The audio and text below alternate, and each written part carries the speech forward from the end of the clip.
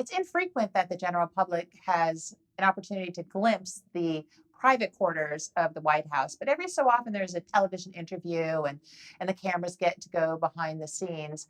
And I was watching one of Betty Ford that she gave for 60 Minutes, and she was very frank about her life in the White House. And she really scandalized a lot of people when she spoke about her children, the possibility that they had had premarital sex. She was very open about the ERA. And then when she was diagnosed with breast cancer, she was very open about that. And these first interviews that came out from the private quarters, from the family's spaces, really helped to personalize her. And she was able to make a connection with the American people.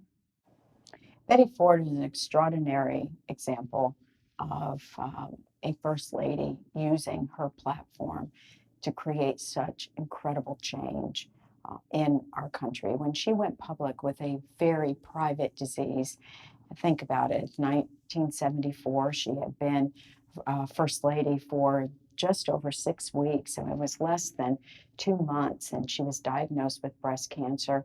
Really, the word breast was not mentioned in public by women, and certainly the stigma of breast cancer impacted women's health and the way they were treated, the way it was diagnosed, the way it was handled.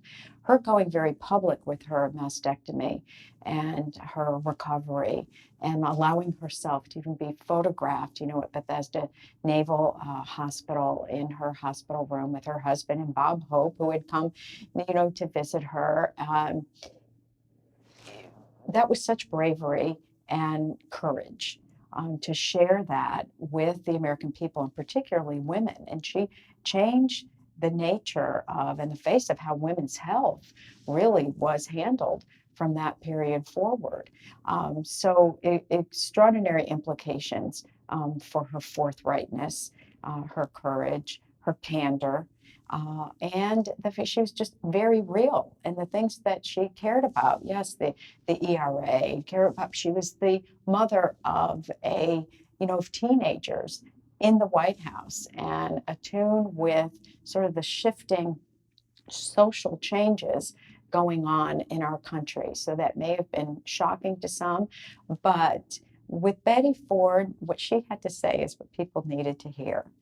And I think throughout her whole life, she shared her experiences and personal challenges to help people. And in fact, when she died, in President Obama's comments about her being courageous to talk about substance abuse and addiction, and how that changed our country as well on how we handle, respond to, and treat people with these diseases. So she's a wonderful activist, first lady, but also was a wonderful mother and an incredibly supportive wife to her husband, and did everything she could to help him, and really was a fierce campaigner for him in 1976 when he was running for election, his first election, of course, as president. And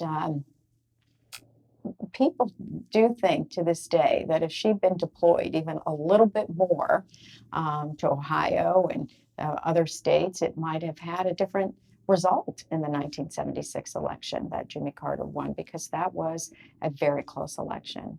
So we have a number of campaign buttons in the exhibition, these little mini portraits that you could wear on your lapel, on your sweater, to show, to speak for you without actually having to open your mouth, who you supported.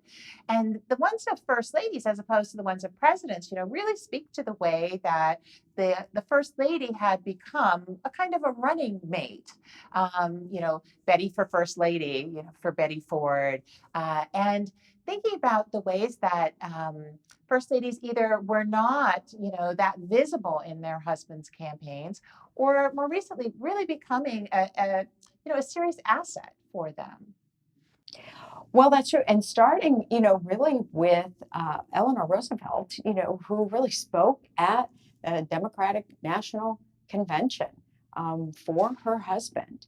Barbara Bush in later years was the first to really deliver a keynote address at a convention. First ladies, although they are not the elected official or running for office, they are, seen as a partner to the president. And they are often the ones that their images or their interviews or their public, remarks convey another side of the president and the partnership, between them. And so they can sometimes be even more popular than the candidate themselves, and that's fair, but also understandable in the fact that all the responsibilities and difficult decisions fall upon a president of the United States, where a first lady gets to pick and choose how she wants to deploy her influence and how she wants to be public or and active. And people connect with that. They connect with the human side of the spouse of the president.